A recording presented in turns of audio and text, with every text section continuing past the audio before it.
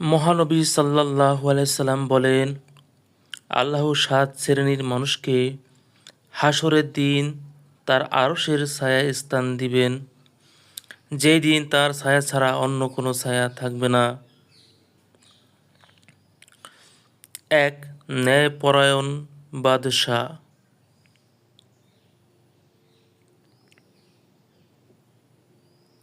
২. ওই যুবক যে নিজের যৌবনকে আল্লাহর ইবাদতে অতিবাহিত করে।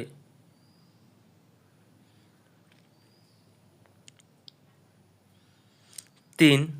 ওই ব্যক্তি যার অন্তর সর্বদা মসজিদের সঙ্গে লেগে থাকে।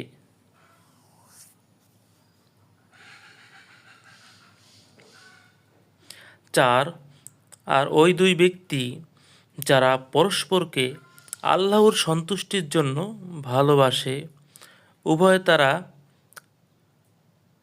তারই সন্তুষ্টির জন্য একত্রিত হয় এবং তারই সন্তুষ্টির জন্য পৃথক হয়। ৫. যে নির্জনে আল্লাহকে স্মরণ করে আর তার দুই চোখ দিয়ে অশ্রু ঝরে পড়ে।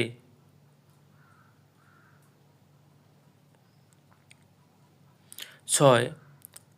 ওই ব্যক্তি যাকে কোনো সম্ভ্রান্ত ও সুন্দরী নারী কুপ্রবৃত্তি চরিতার্থ করার প্রস্তাব দেয়, আর তখন সে বলে, আমি আল্লাহকে ভয় করি।